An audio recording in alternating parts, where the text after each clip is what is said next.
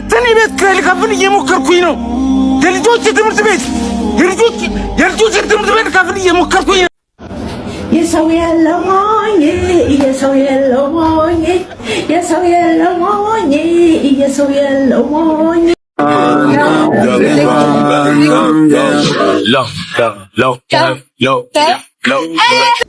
ሰላም ውድ የተከበራችሁና የተወደዳችሁ የዚህ ቻናል ቤተሰቦች እንዴት ናችሁ?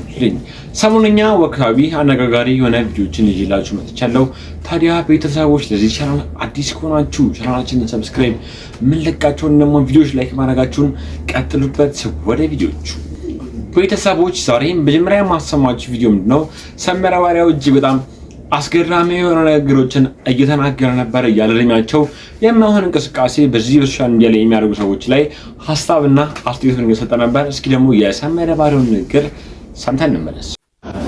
የሰው የለሞኝ የሰው የለሞኝ የሰው የለሞኝ የሰው የለሞኝ ከሀገር ወጥቶ በውጭ ሲገኝ እርሶ ትልቅ ሰው አይደሉም? አሁን እኔ እኮ ግራ ገባኝ እኮ።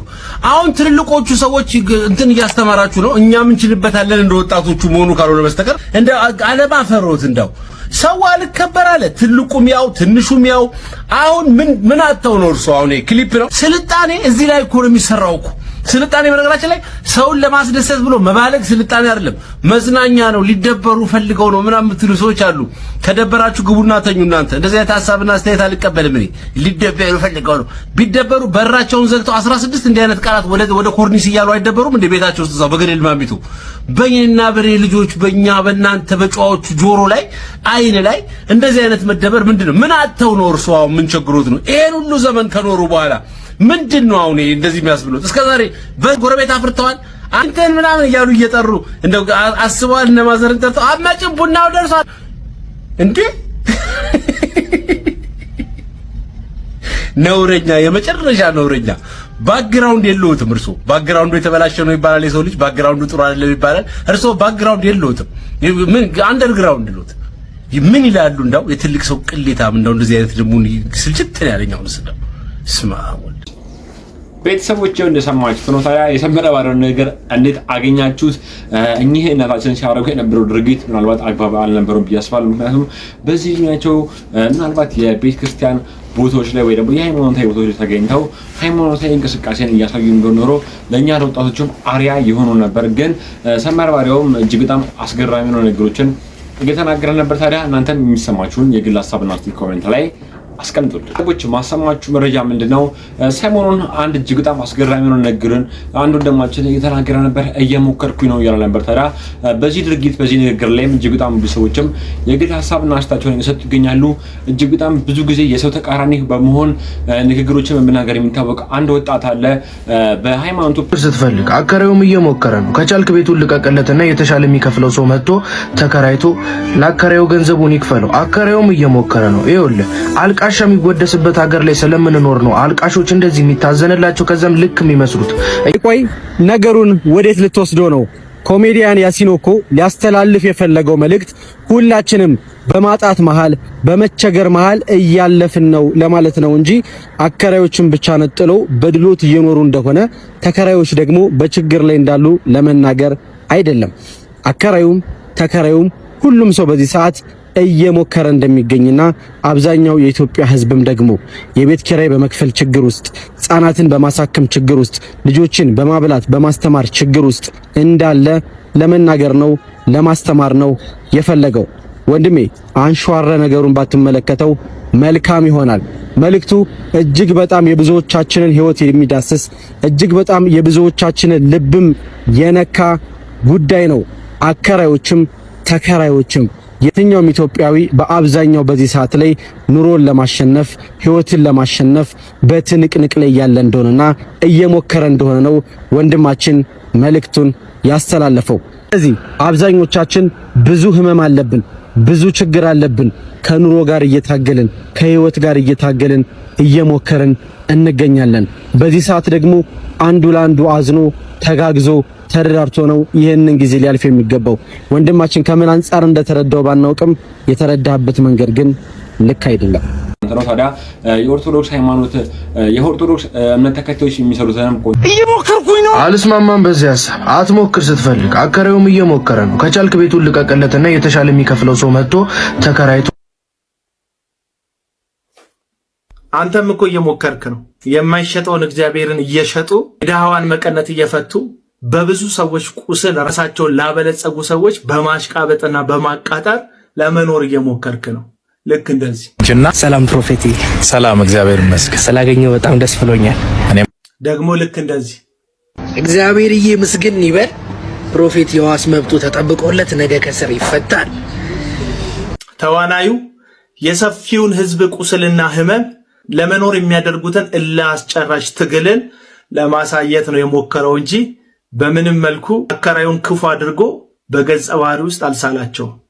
እና የአይምሮ መቀንጨር ያለባቸው ልክ እንዳንተ ያሉ በማሽቃበጥና በማቃጠር የሚተዳደሩ ሰዎች ግን ብዙ ነገር ላይ መነጋገሪያ ከመሆን ያለፈ አጀንዳም ሐሳብ የላቸውም። እንደሚያቃጠሩላቸው ሰዎች የሰውን ህመም በመጨፍለቅ ራሳቸውን አግንነውና ጉልተው ማሳየት እንጂ ሌላ ዓላማም አጀንዳም የላቸውምና ይሄው ቤተሰቦች እጅግ በጣም ደስ የሚል ንግግር ነበር ሰምተን የተመለስነው። ይሄ እጅግ በጣም ብዙ ጊዜ የሚናገራቸው ንግግሮች እጅግ በጣም ከማህበረሰቡ ወጣ ያሉ ናቸው። ታዲያ እናንተስ በማን ሐሳብ ተስማማላችሁ? ሁላችንም እየሞከርን እንደሆነ አይነት ስሜት ነው እና እየተሰማን ያለው። ታዲያ እናንተስ ምን አይነት ስሜት አላችሁ? የሚሰማችሁ የግል ሐሳብና ኮሜንት ላይ አስቀምጡ። በመቀጠል ደግሞ ቤተሰቦች ማሰማችሁ መረጃ ምንድነው? የተናይተን ሁላችሁም ታውቃላችሁ ተስፋ አድርጋለሁ። በጥምቀት በዓል ላይ ኦክሲጅን በመሸከም ታቦትን በመሸኘት በማገልገል ምንጣፍ በመሸከም እጅግ በጣም አስገራሚ የሆነ ስነ ምግባር እያሳገች ነበር። ታዲያ እጅግ በጣም ብዙ ሰዎችም ልናግዛት ልናበረታታት ይገባል እየተባለ ነበር። ታዲያ ወንድማችን አሮናይም የተናይተን አገኝቷት ስለ ህይወት ተሞክሯም አስገራሚ የሆኑ ነገሮችንም ይቃት እየመለሰችለት ነበር። እስኪ ደግሞ ይሄን ቪዲዮም አይተን ነው ወደ ላይ እንዲያላም ፀሐይ ወስዶ ብርሃን ወስዶ ጨለማ የሚያመጣ ክፈሉ እንመልከት እንጨርሳለን። የቤት ኪራይ ክፍለን እንቀምጠና ለዚህ ክፈሉ እንባል እንደምከፍል እንደ ቤት ኪራይ ክፈሉኝ ቢል ምን እንከፍለዋለን? ይሄ ነው በቃ ለሰዎች። እኔ አሁን ተማሪ ስተማሩ ራሴን አጠፋለሁ። ኑ እንዳታጠፉ ራሳችሁ። የእናንተ ህይወት ለኔ ዋጋ አላት እላችኋለሁ። ለምን ኦክሲጅን ተሸከሙልኝ እላችኋለሁ። ስንት ልጆች አሉ አሁን ራሳቸውን ከማጥፋት የሆነ ነገር በቃ እንዴ ነው ተምረው ውጤት አልመጣ ሲላቸው ስራ ላገኝ ሲሊንደር የትና የት ይሄን ሁሉ ተሸክመሽ ነው የምትለው? እግዚአብሔር ከዚህ በላይ ነው የተሸከመን አልኳቸው። ለኔ ሲሊንደር ነው አይደል ተሸክማችሁ የከበዳችሁ። እግዚአብሔር ደግሞ እኛን ሲይዘን ከዚህ በላይ ነው የተሸከመን። ባህሪያችን ማማረራችንን ማጣታችን ሁሉም ነገር እየቻለ እሱ የቻለውን ያህል እኛ ሩቡን አንቻቻለን። እግዚአብሔር የቻለ ውስጥ ትልቅ መልእክት ነው ለኢትዮጵያውያን እውነት ለመናገር እና አሁን እኔ እዛ ቪዲዮ ላይ ስናገር አንድ ያልኩት ነገር ምንድነው መንፈሳዊ ነገሮች ላይ ምንም ድጋፍ እንደማያስፈልግሽ አውቃለሁ። እንደውም አንቺ ልጅ የምታስተምሪኝ የኢትዮጵያ ሕዝብ ካንቺ መማር አለበት የበለጠ። ግን በዓለማዊ ነገር ላይ የማግዘው ነገር ካለ እድሉን ብትሰጪኝ በጣም ደስ ይለኛል ለማገዝ ብነሳ። እናም ቃልም ገብቼልሻለሁ አይዞሽ። እና አሁን ይሄ በየቀኑ 2000 ብር እየከፈልሽ ነው ኦክሲጅን የምታስቀይሪው። ከዛ ደግሞ አንዲት ማሽን አለችሽ። እስኪ ወንድሜ ማሽኗን አቀብለኝ። ከጓደኛሽ ነው የተበደርሻት አይደለ ለጊዜው። እቺ ማሽን ደግሞ ይሄ ሁሉ ታንክ እንትን ኦክሲጅን ታንክ ተሸክመሽ እንዳትዞሪያ ታደርግሻለች ማለት ነው። ቤተክርስቲያን ታስገባሻለች። ዋጋዋ ደግሞ ስንት ነች? 700 ሺህ ብር ነች። እዚህ ሀገር የለችም፣ ከውጭ ሀገር ነው የምትመጣው። ኦኬ ሶ እኔ አሁን ቃል ምገባልሽ ምንድነው መሰለሽ እቺ ማሽን እንድትገዛልሽ አደርጋለሁ። ያው በአቅሜ እኔ መግዛት ብችል ይሄ እዛ ደረጃ ደርሳለሁ አንድ ቀን ታያለሽ የትናይት። ግን አሁን አቅሙ የለኝም ባንዴ ለመግዛት። ይሄ ብዙ ካምፓኒዎች ግን ይኖራሉ ለማገዝ፣ አንቺን ለማገዝ ልባቸው ተነክተው አንቺን ለመርዳት ይመጣሉ በእርግጠኝነት። ዓለማዊ ነገር ላይ ሙሉ እናደርገዋለን። እሺ አይዞሽ፣ ይሄም ይገዛል እናስልከዋለን። ከየት ፎቶ አነሳትና እቺም እንገዛታለን። ከዛ ደግሞ ይሄኛው ለምንድን ነው የሚያስፈልገው? ቤት ውስጥ ስትሆኝ ብቻ። ቤት ውስጥ ግዴታችን ብትኖር ግዴታ ይሄ ኦክሲጅን አይቋረጥ። ትልቅ ኦክሲጅን አለሽ ቤት ውስጥ? አሁን ሲሊንደሮች አሉ፣ 6 ሲሊንደሮች አሉ። እስኪ አሁን ትልቁ ሲሊንደር ስንት ነው ለመሙላት ኦክሲጅን? እሱ ለስንት ያገለግልሻል? መጀመሪያ ትልቁ እኔ ያለሁበት አካባቢ ኦክሲጅኑ የለም። እሺ ኦሬዲ ድሬዳዋ ነው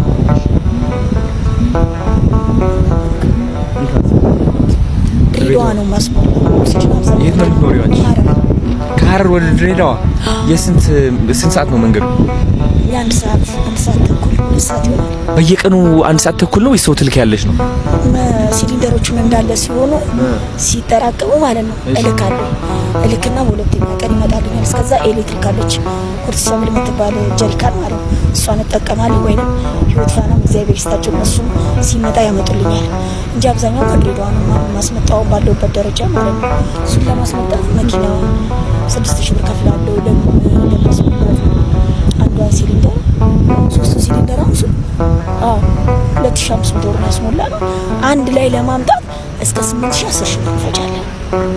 አንድ ላይ ለማምጣት ማለት ነው ለመኪና ማለት ነው። እና ግን እግዚአብሔር የተመሰገነ መድኃኒትም ራሱ ወስደው ራሱ መድኃኒት አሁን ባለፈው አላየከውም እንጂ ቪዲዮ ላይ ይሄንን ነው ምዕመናኑ ያየው። እጄ ላይ ካኑላ ነበር መድኃኒት እየወሰድኩ ነው ያገለገልኩት። ያቺ መርፌ እንኳን ቤት አልገደለች። ምክንያት እግዚአብሔር ያቺን ቀን እንዳይፈቀደልኝ እሱ ነው። ያቺን ቀን እኔም ደግሞ ከምዕመናኑ ጋር ሆኜ ደስተኛ መሆን አለብኝ።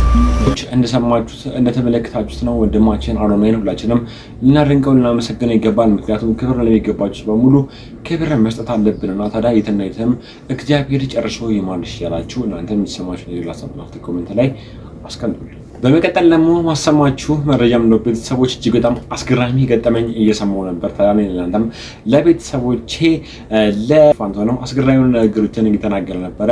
ነፍሱን ይማሩና ታምራት ደስታ ወርቅዬ በአንድ ወቅት ያጋጠማቸውን አስገራሚ ገጠመኝ እየተናገረ ነበር። እስኪ ደግሞ ይሄው አይተን ነፍሱን ይማሩና ታምራት ደስታ የነገረኝ ታሪክ ታምራት ደስታና ጥበብ ወርቅዬ አሜሪካን ሄዱ እና ዲሲ ላይ መሰለኝ ኮንሰርት ሲያሳዩ ድብልቅልቅ አለ ዲሲ። እዛ የሆነ ልጅ ብቻ አየ በህይወቱ ኮንሰርት ሰርቶ ያውቅም እና እኔ የምኖርበት ከተማ ባመጣቸው ብሎ ሰዎች ሲደዋውል እንዴ ሁለቱ ከመጡማ ምናምን አለ ድብልቅልቅ ይወጣል። ከዛ ስንት ነው አለ የጠየቁት ገንዘብ ደግሞ በ5 ዓመት ምናምን ያጠራቀመው ገንዘብ አይነት በቃ ላውጣና ኢንቨስት ላርግና እንዴት ነው ሲል ረደብል ነው የምታገኘው ምናምን አሉት።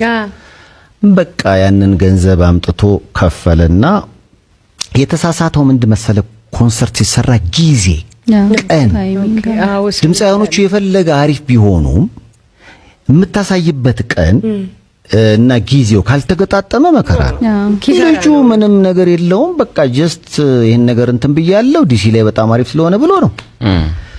ከዛ በቃ ቤተሰቦቹን ትኬት ቆራጭ አርጎ ደርድሯቸው ቀን ተሰብስበው እንደዚህ እየተወራ በቃ ማታ ዛነን ይላል ሰው። የሆነ እንደውም 15 ሆነ ቁጭ ብለው ነበር። ሁላችሁም በእኔ ሂሳብ ማታ አለ ስትመጡ ብቻ ዝም ብላችሁ አስጠሩኛ ሰልፍ እንኳን ቢሆን እንዳትሰለፉ ምናምን አለ። እሱ የገመተው በቃ ሰልፉ እንዲዞሩ እንደ ዲሲ። ከዛ ማታ በቃ ቤተሰብ ተደርድሮ ቢታይ የለም ሰው ቢታይ ሰው የለም። ከዛ በኋላ በቃ እሱም ከውስጥ ሆኖ እንዴት ነው ሰው አልመጣም ያለበት ከሲል እነዛ ሰው ይፈልጋል 15 መጡ ማለት የነሱ ብረት ንቀስ ተቤና ታምራት ደስታ 15 ሲያስጨፍሮሽ አይ ከዛ ከመንዴ ሰዓቱንም አየ ሰዓቱን ቤተሰቦች እንደሰማችሁት ነው። እጅግ በጣም ነው የሚያስቆው። ታዲያ ከዚህ ቪዲዮ ትልቅ ትምህርት እንደተማራችሁበት አልጠራጠርም። ምክንያቱም ለነገሮች ለሁሉም ነገር መቸኮል እንደሌለብን ነው። አንድ ሐሳብን ወይ ደግሞ አንድ ስራን ካየ በኋላ እኛን ነገር ያዋጣናል ብለን ማሰብ እንደሌለብን ነበረ ከበስተጀርባው ለማስተላለፍ የተፈለገው መልእክት። ታዲያ ቤተሰቦች እናንተስ ከዚህ የህይወት ተሞክሮ ምን አይነት ትምህርት ወሰዳችሁበት? የሚሰማችሁን ሐሳብ ኮሜንት ላይ አስቀምጡልኝ።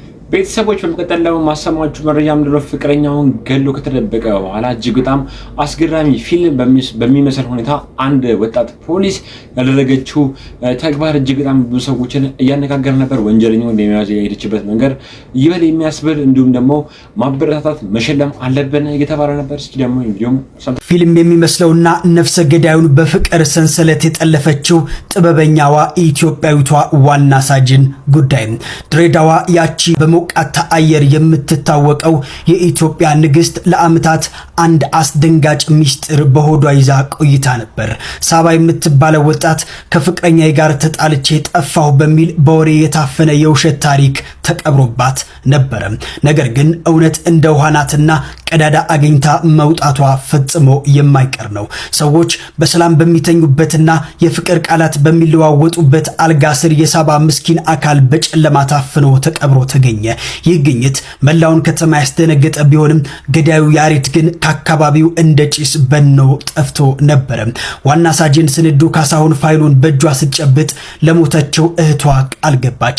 ፍትህ መቃብር ውስጥ አትቀርም በማለት ስንዱ የተረዳቸው አንድ እውነት ግን ነበረ።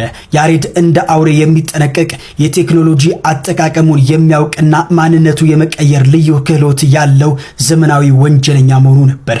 ስለዚህ አደኑ ከጠመንጃ ወደ ስልክ ስክሪን ተዛወረ። ስንዱ የወንጀለኛው ደካማ ጎን አጠናች። ያሬድ የሴቶች አዳይ ነበር። ስንዱ ማያ በሚል የሐሰት ስም በጅግጅጋ የምትኖር ባለሀብትና ብቸኛ ሴት ሆና መረቧን ዘረጋች። ለወራት የዘለቀው የድመትና የአይጥ ጨዋታ ያሬድ በአዳማ ከተማ ሆኖ የጅግጅጋዋን ቆንጆ ያገኘ መስሎት በፍቅር ሰከረ። ቀጠሮ በአዳማ ሆቴል ተቆረጠ። ያሬድ ለዓመታት ከተደበቀበት የጨለማ ጉድጓድ ወጥቶ በአዲስ ልብስና በአበባ ወደ ሆቴሉ አመራ። እሱ የሚጠብቀው ባለሀብት ፍቅረኛውን ነበር። ስንዱ ግን በቦርሳዋ ውስጥ ካቴና ይዛ ተዘጋጅታለች። ያሬድ ወደ ስንዱ ጠጋ ብሎ ማያ ሲል በፈገግታ ጠራት። ስንዱ ቀናለች። አይኖቿ ውስጥ ፍቅር ሳይሆን የ3 ዓመት የፍትህ ጥማት ይታይ ነበር። ማያ አይደለሁም ዋና ሳጅን ስንዱ ነኝ የሚለው ድምጿ ስንጥቅ ብሎ ሲወጣ ያሬድ ሊያመልጥ ሞከረ። ስንዱ ግን እንዳንበሳ ተወረወረችበት።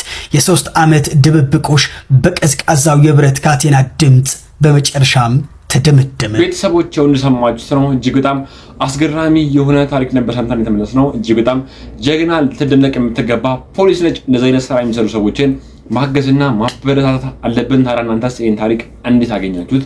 በመቀጠል ደግሞ ማሰማችሁ መረጃ ምንድነው?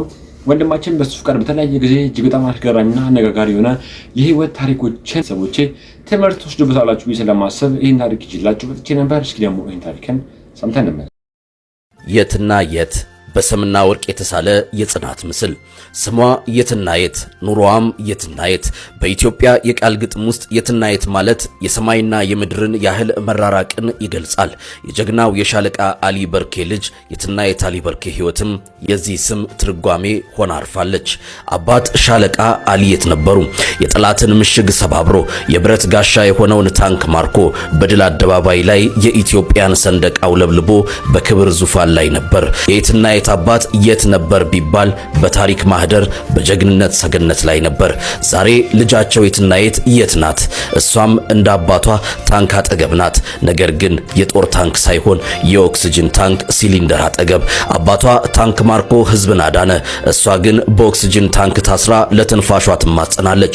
አባቷ በጀግንነት ሜዳ ላይ ነበር። እሷ ግን በህመም አሎሎ ተመታ በቤት ውስጥ ታስራ ለልጆቿ ነገ ስትል ከሞት ጋር ግብ ግብ ላይ ናት። የትና የት አሊ በርኬ የኦክሲጅን ሲሊንደር ተሸክማ በአካል ደክማ በቀን 2000 ብር ለትንፋሽ እየከፈለች ትገኛለች። የትና የት ማለት የት ተገኝቶ ማለት ነው። እንደሷ ያለ ጽናት የት ተገኝቶ፣ እንደሷ ያለ ምስጋና የት ተገኝቶ። አካሏ መሬት ላይ ቢሆንም መንፈሷ ግን እግዚአብሔር ቀን አለው በሚል ተስፋ አባቷ ካረገበት የጀግንነት ሰማይ በላይ ከፍ ብሎ ይታያል።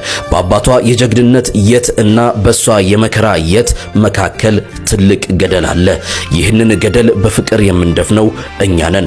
እሷ በሕክምና መዳን ባትችልም የጀግና ልጅ ወድቃ እንዳትቀር ልጆቿም የሰው እጅ እንዳያዩ የሁላችንም ድጋፍ ያስፈልጋታል።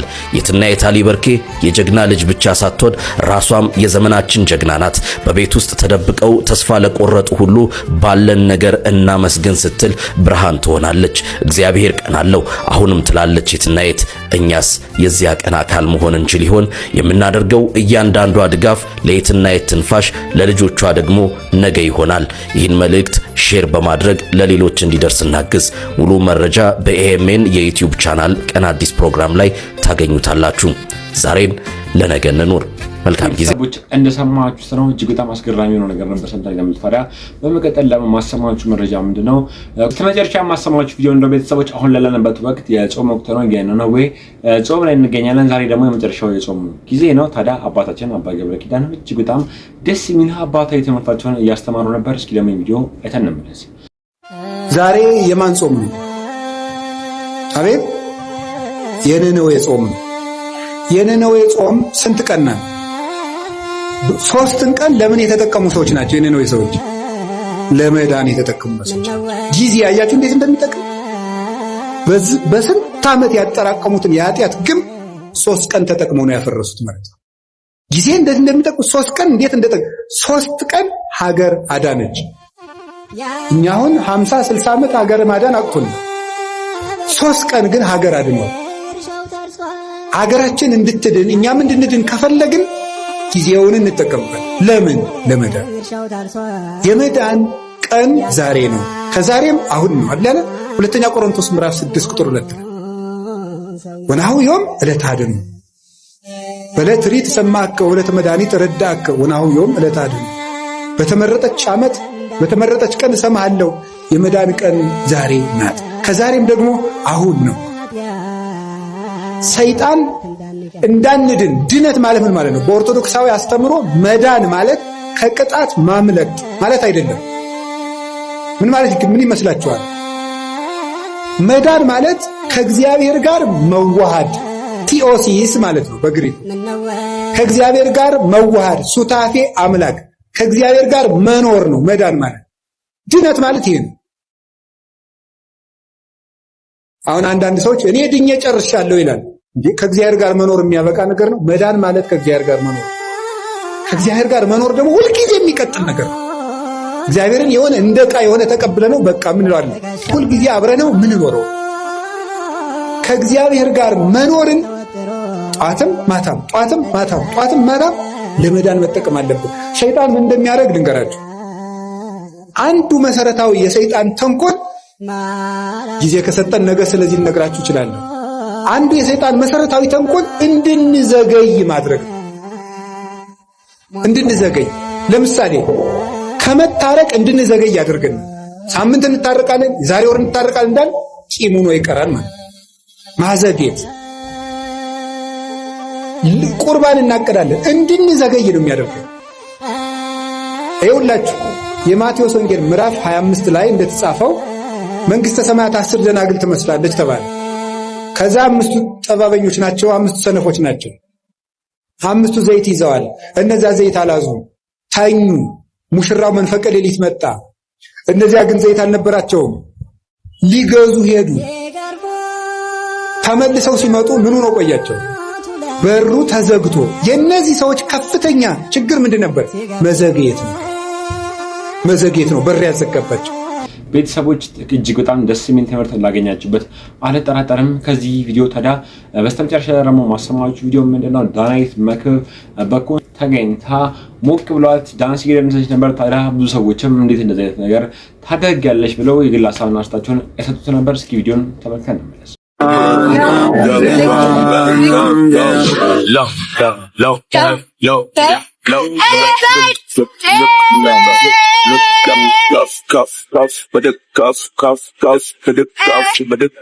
ትንሽ ከኢትዮጵያ ባህል ያፈነገጠ ዳንስ ነው፣ እንደዚህ ማድረግ የለብሽም እያሏት ነበር። ታዲያ እናንተስ የዳናይትን ድርጊት እንዴት አገኛችሁ? አያሰማ የለም። ለአንዲት ሴት 2 የተለያዩ የሽምግልና ቡድኖች በተመሳሳይ ቀን የወላጆቿ ቤት ተገኙ።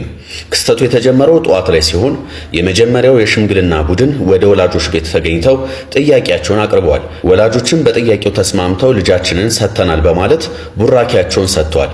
እንደ ባህሉና እንደ ስርዓቱ ቤተሰብና ሽማግሌዎች በደስታ ወደ ምግብ ገበታ ቀርበው የምስራች እየተባባሉ ባሉበት ወቅት ነበር ሌላ ያልተጠበቀ ድምጽ የተሰማው። የመጀመሪያው ቡድን ገበታ ላይ እንዳለ ሁለተኛው የሽምግልና ቡድን በደጅ መቆማቸው ተሰማ። እነዚህም ሽማግሌዎች የመጡት ለዚህች ሴት ልጅ የጋብቻ ጥያቄ መሆኑ ሲታወቅ በስፍራው የነበረው ድባብ በአንድ ጊዜ ወደ ግርግር ተቀይሯል። ወላጆችም ሆኑ ታዳሚዎች ለአንድ ልጅ እንዴት 2 ሽምግልና በአንድ ቀን ይመጣል በሚል ግራ የተጋቡ ሲሆን ቀድመው እሺ የተባሉት ሽማግሌዎችና አዲስ የመጡት ቡድኖች መካከልም መጠነኛ አለመግባባት ተፈጥሯል። ጉዳዩን የታዘቡ ሰዎች እንደሚሉት ታዲያ ክስተቱ በታሪክ የማይታይና እጅግ አነጋጋሪ እንደሆነ ተናግረዋል። አንዳንዶች ልጅቷ ለሁለቱም ወገኖች ፈቃድ ሰጥታ ይሆን የሚል ጥያቄ ሲያነሱ፣ ሌሎች ደግሞ ይህ የአጋጣሚዎች ሁሉ አጋጣሚ ነው በማለት አስተያየታቸውን እየሰጡ ይገኛሉ። የዩኒቨርሲቲ ተመራማሪ የነበረው ዶክተር በዚህ ሰዓት ጤናው ታውቆ በጎዳና ላይ እንደሚገኝ የወጡ መረጃዎች ያመላክታሉ። ታዲያ ለአስተማሪዎች ክብር ያላችሁ ሰዎች ሁላችሁም ይህን ቪዲዮ ኮፒ ሊንክ እያደረጋችሁ ለብዙ ሰው ሼር አድርጉት። በከፍተኛ ትምህርት ተቋማት ውስጥ በምርምርና በማስተማር ስራቸው የሚታወቁት ዶክተር አለካሳው አበበ በአሁኑ ወቅት በከባድ የጤና እክል ምክንያት በጎዳና ላይ እንደሚገኙ ተሰምቷል። ይህ ዜና በበርካታ ምሁራንና የቀድሞ ተማሪዎቻቸው ዘንድ ከፍተኛ መረባረብን እየፈጠረ ይገኛል። ዶክተር አለካሳው በአክሱምና ጎንደር ዩኒቨርሲቲዎች በመምህርነት ሲያገለግሉ የቆዩ ሲሆን በደቡብ አፍሪካ ዩኒቨርሲቲ ዩኒሳ የዶክትሬት ትምህርታቸውን በማጠናቀቅ ላይ ያሉ የጤና መታወክ ገጠማቸው። በትውልድ አካባቢያቸው ራያ አላማጣ፣ ጋንዳ ጋሮ በብሩህ አእምሯቸው የሚታወቁት እኚህ ምሁር ዛሬ ግን የሚረዳቸው እጅ አጥተው በሜዳ ላይ ይገኛሉ። የምሁሩን ሁኔታ በቅርበት የተከታተሉ ወገኖች እንደሚሉት ዶክተር አለ አሁንም አእምሯዊ ብቃቱ ያልጠፋና ሕክምና ካገኙ ወደ ቀድሞ ማንነታቸው ሊመለሱ እንደሚችሉ ቤተሰቦች ለዛሬ ይዤላችሁ ቪዲዮ እንግዲህ ይመስል ነበር። በቀጣይ እናንተ ነገር አስጨብጣችኋል ሐሳብና አስተያየቶችን ያለው ጣጣሉ የማሳዎችን ቪዲዮችን ይዤላችሁ እመጣለሁ። አዳመጣችሁኝ አመሰግናለሁ። ለቻናላችን አዲስ ከነበራችሁ ቻናላችንን ሰብስክራይብ፣ መለቃችሁን ደግሞ ቪዲዮች ላይ ማድረጋችሁን ቀጠል አድርጉበት። አመሰግናለሁ።